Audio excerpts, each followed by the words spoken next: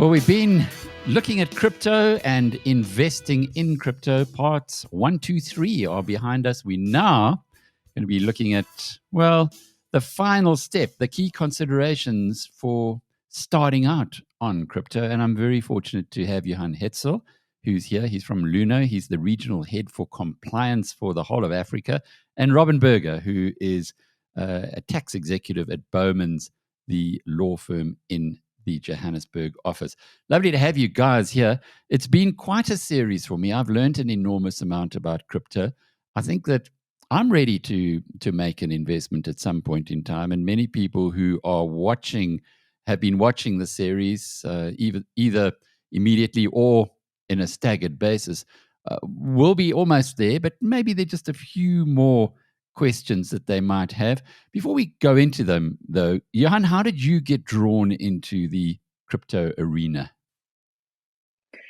Alec, thank you. I think from my perspective, how I ended up in crypto is my background is forensic accountancy. So I've always been very interested to see how money could be used for illicit purposes. And I think it was way back in 2014, which I started hearing about Bitcoin, and there were certain things like Silk Road, which I'm sure that some of you might be aware of, and that triggered my interest. So I started looking into it when I started off speaking at a few conferences around how you can use it for illicit purposes. And funny enough, I ended up working for a crypto exchange company now to try and prevent that from happening. That's so interesting. And Robyn, from your side, clearly you know a heck of a lot about crypto. Otherwise, you wouldn't be on this call with us. But you're a tax attorney in the first instance. Thanks, Alec, and hi, everybody. So I'm not actually an attorney. I spent a number of years in the Big Four accounting arena and moved to the attorney's firm about 4.5 years ago. But as a cross-border tax specialist and exchange control specialist, I'm often asked, to have a look at cross-border arrangements. And there's been an increasing inquiry around, can I make payment with crypto, or can we use some kind of, a token to create, cross-border arrangements. And so I'm often called in to advise from that perspective. And from there, it's kind of grown. Okay, so we got the accountants today, one from the forensic side, one from a tax side, to unpack all of this for us. I think maybe, Johan, let's just kick off on a question that we haven't touched on yet. Many people defer to their financial advisors and they ask their financial advisors for their advice. I remember Magnus Haystack, for instance, initially he was completely against crypto. He's now bought some himself, or had bought some about a year or so ago. Can you buy crypto through a financial advisor? Is that the normal route?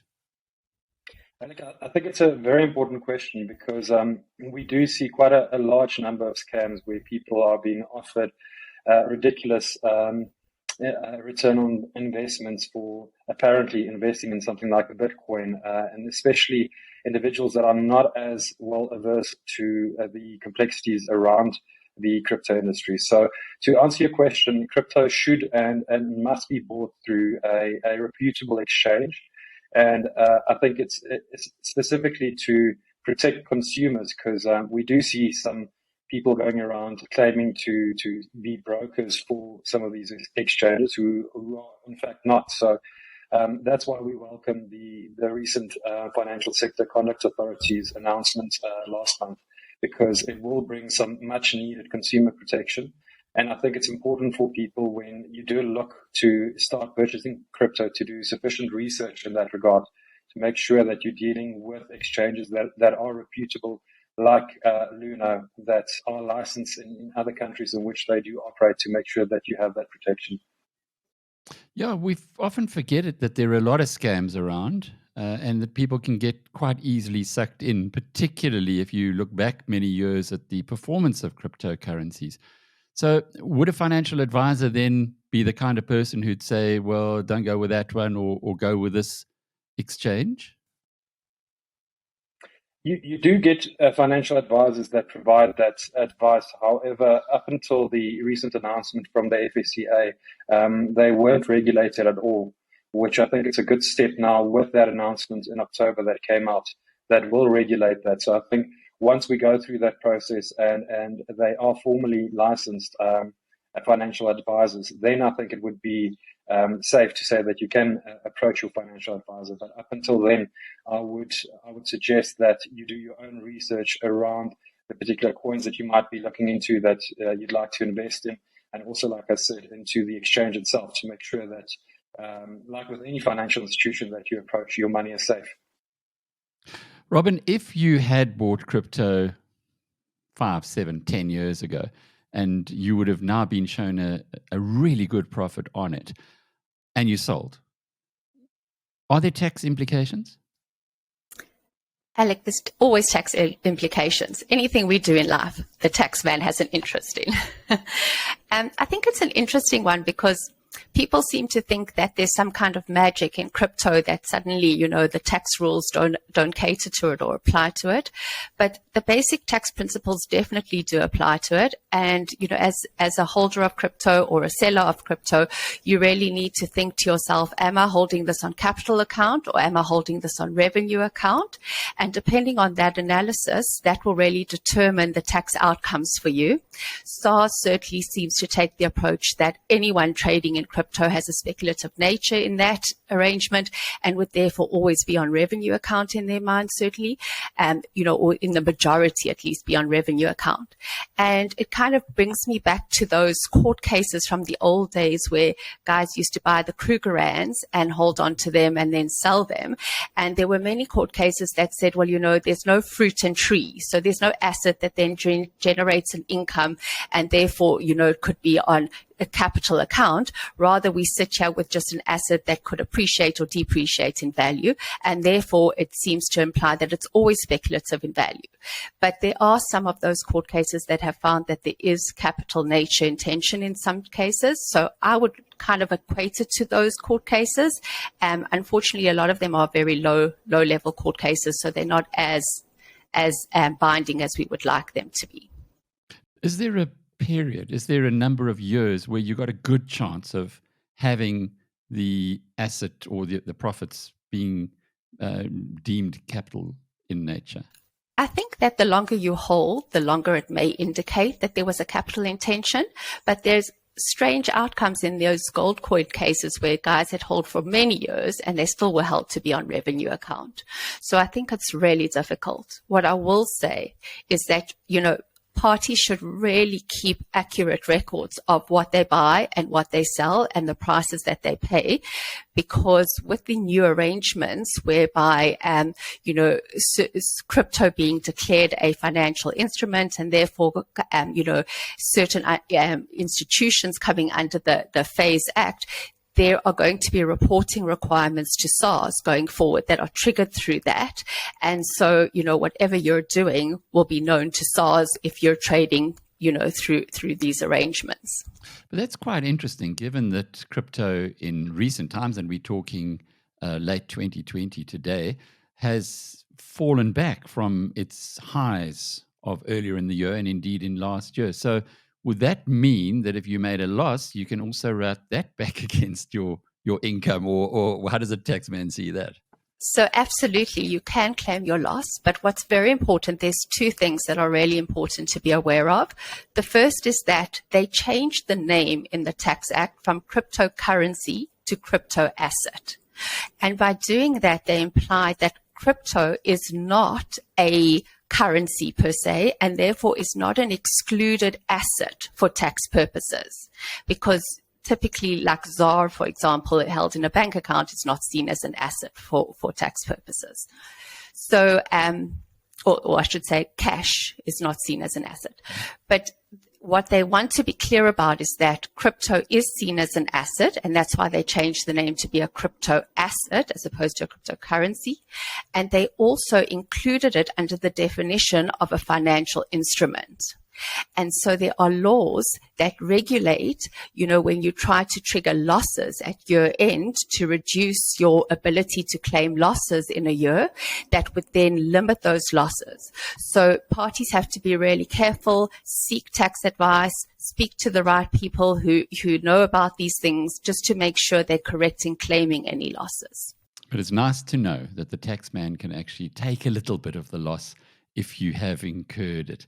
Um, maybe, Johan, if we can just go through the point, because we've had 3 parts now. We're into the 4th part, and I don't know if we've got into the whole white paper story, the white paper of Bitcoins, or indeed, if you want to buy a coin other than Bitcoin, do they also have white papers? And is a white paper an important thing? Should you be reading it before you make an investment?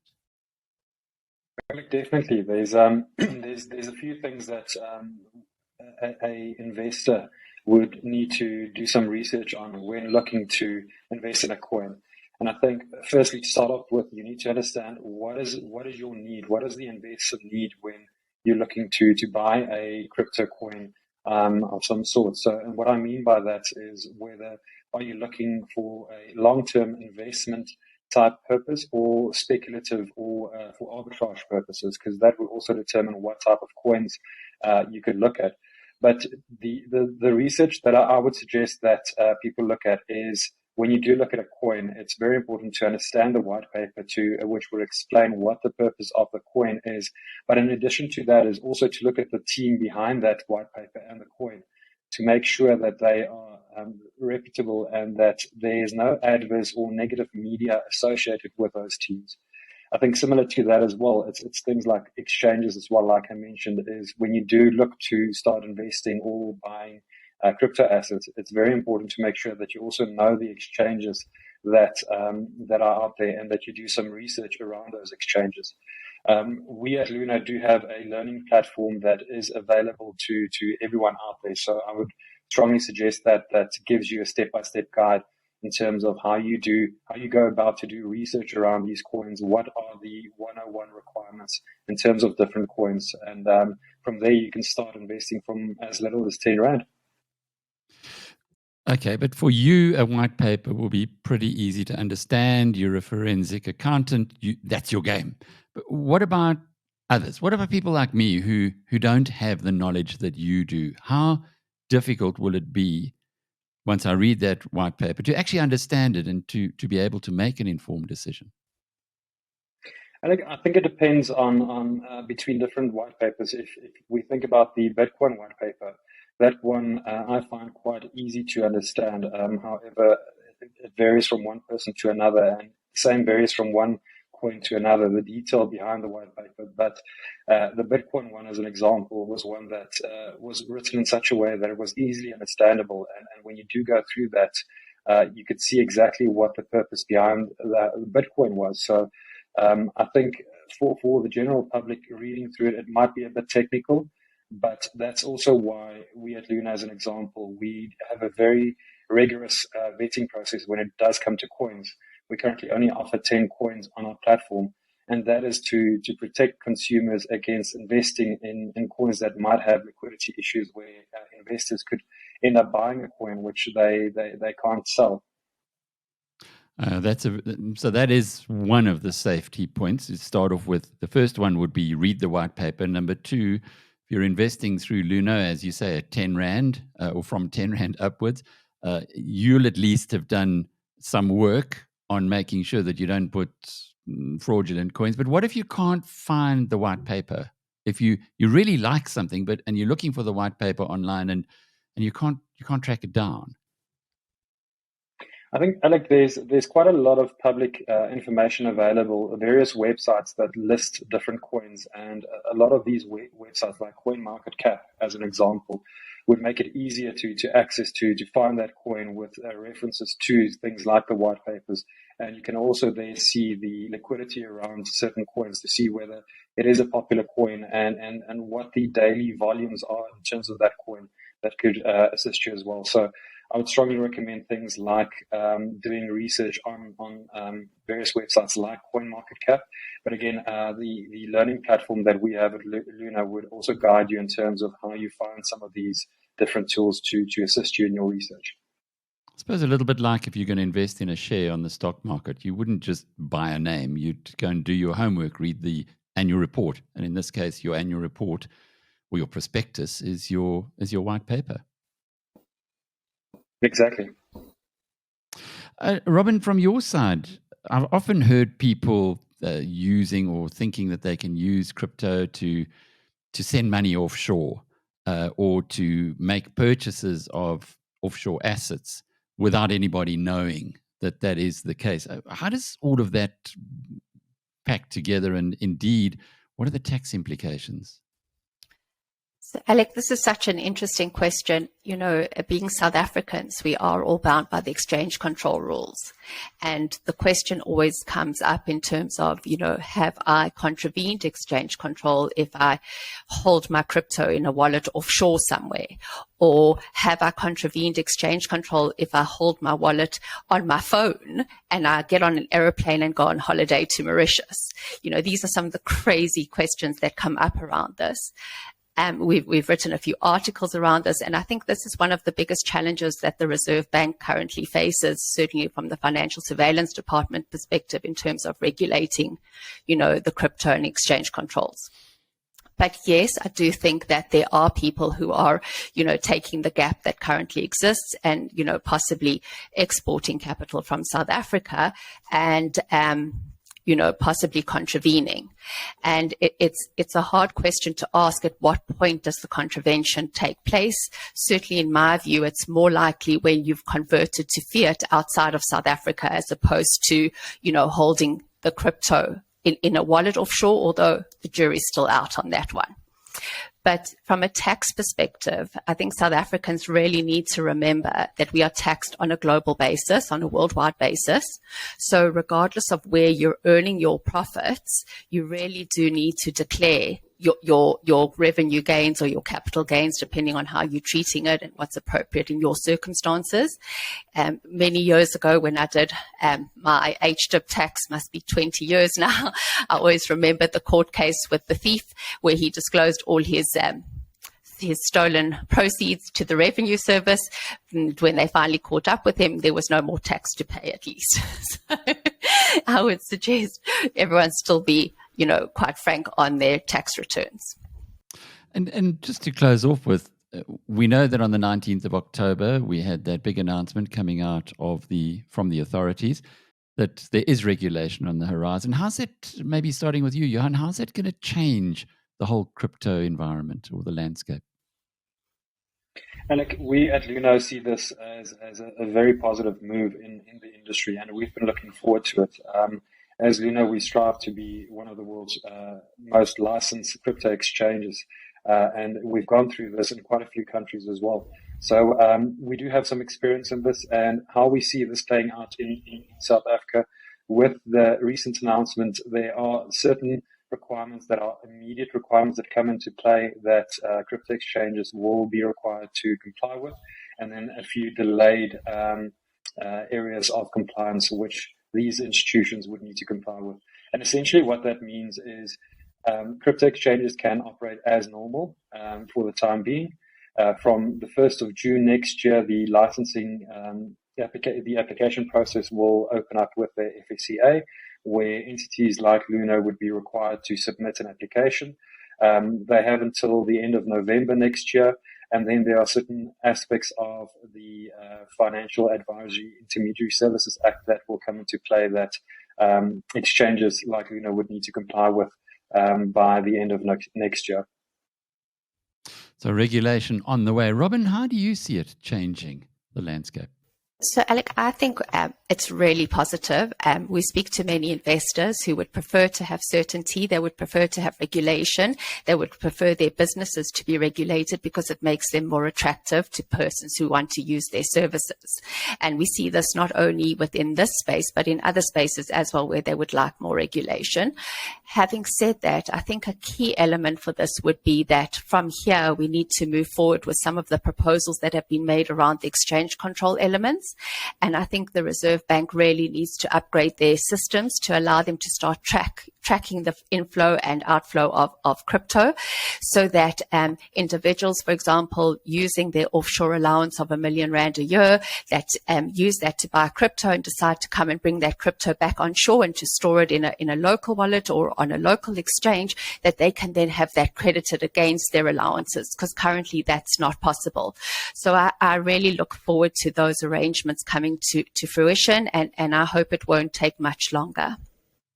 Robyn Berger from Bowmans, Johan Hetzel from Luno. It's been a privilege talking with you today. Thank you for guiding us through this final chapter of our 4-chapter book on how to invest in crypto. I think we know a lot more now, and for those who were not quite sure, we know that final point, Johan, we got to go and get the white paper. Go and read the white paper. If you know the white paper, then you're A for away, correct?